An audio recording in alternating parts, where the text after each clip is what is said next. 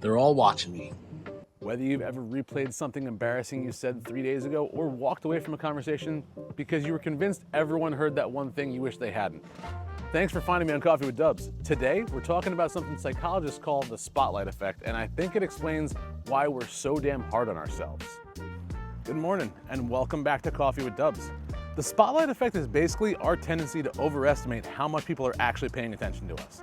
We know everything happened inside our own head, so naturally we assume other people are noticing a lot more than they actually are. Meanwhile, most of them are busy wondering what everyone thinks about them. I find that kind of hilarious when you really think about it.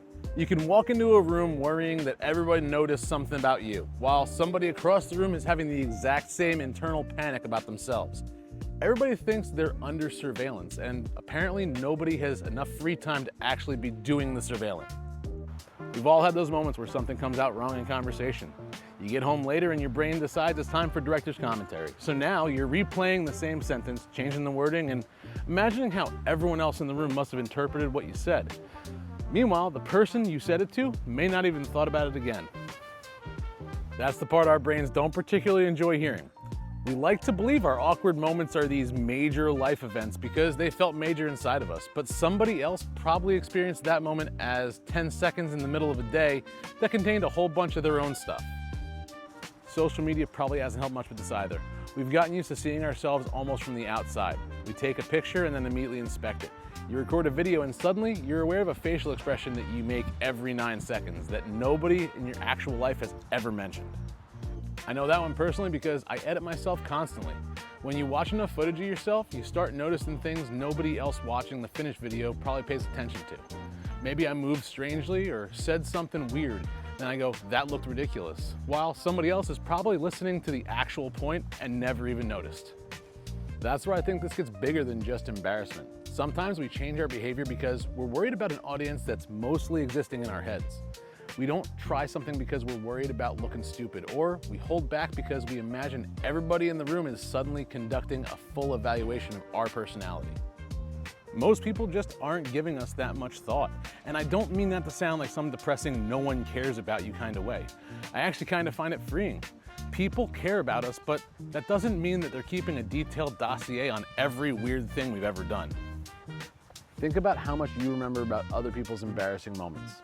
There are probably a few funny stories because they became part of the legend, but most everyday awkwardness disappears almost immediately. Somebody trips over a word and 5 minutes later, you're thinking about dinner. Yet, when it happens to us, somehow we assume it's entered a permanent historical record.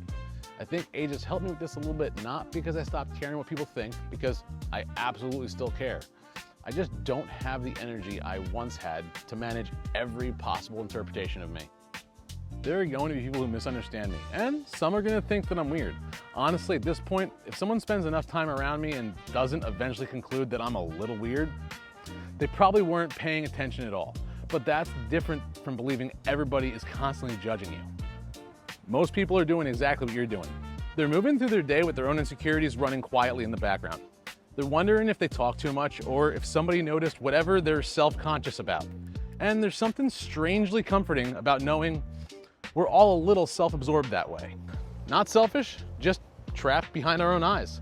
We experience ourselves in high definition. Everyone else gets the edited version. And maybe remembering that gives us permission to loosen up a little bit. Now, that doesn't mean that nobody will notice when you screw up. Somebody might. They just probably won't care about it nearly as long as you do. And even if they do, most people are a lot more forgiving of ordinary human awkwardness than the voice in our head actually tends to be. We give other people room to stumble all the time. For some reason, we think our own mistakes require a congressional investigation. I'm trying to get better about that.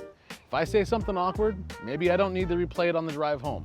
If I make a video and one little thing is imperfect, maybe the entire internet isn't gathering somewhere to discuss it. And if somebody does judge me for something harmless, I'm starting to realize that's probably their afternoon project, not mine.